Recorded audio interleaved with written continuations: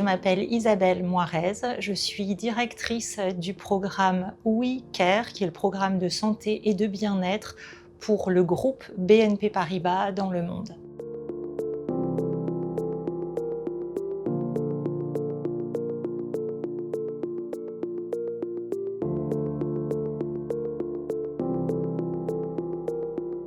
Elle est désormais prise en compte. Je pense que c'est ça qu'il faut pouvoir souligner. Et le déclencheur, ça a clairement été la crise sanitaire, la crise Covid en 2020, qui a accentué des phénomènes comme l'isolement pour beaucoup de personnes, et puis aussi la santé mentale des jeunes, qui est apparue comme étant très fragilisée. À partir de ce moment, BNP Paribas a vraiment lancé son programme de santé et de bien-être et a mis la santé mentale comme priorité.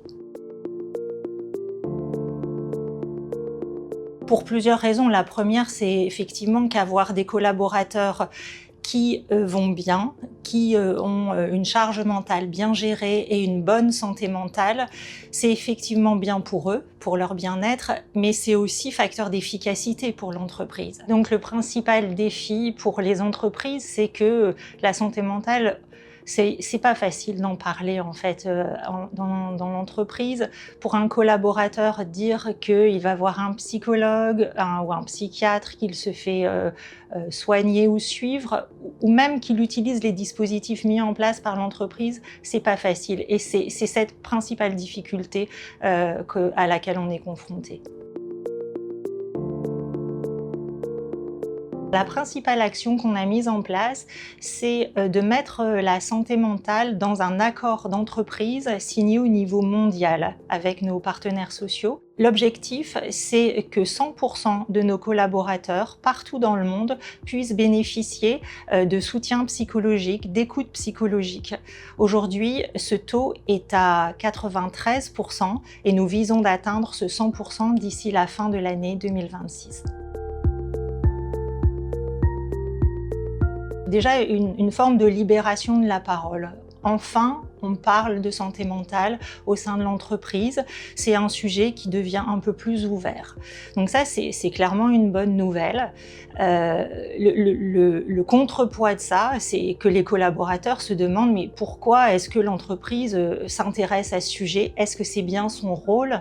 Est-ce que c'est pas un sujet finalement personnel? Donc on doit combiner ces deux aspects et c'est tout l'enjeu de ce sujet en entreprise.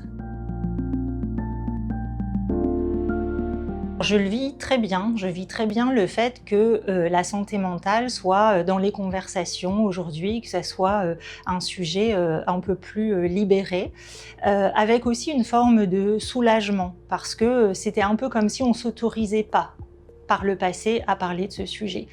Et puis, j'y vois aussi une forme de responsabilité. On parle souvent de RSE avec ce S pour le volet social. Et sur le sujet de la santé mentale, il y a une vraie responsabilité de l'entreprise à s'en occuper et à la prendre en considération pour ses collaborateurs. D'oser en parler, oser libérer la parole.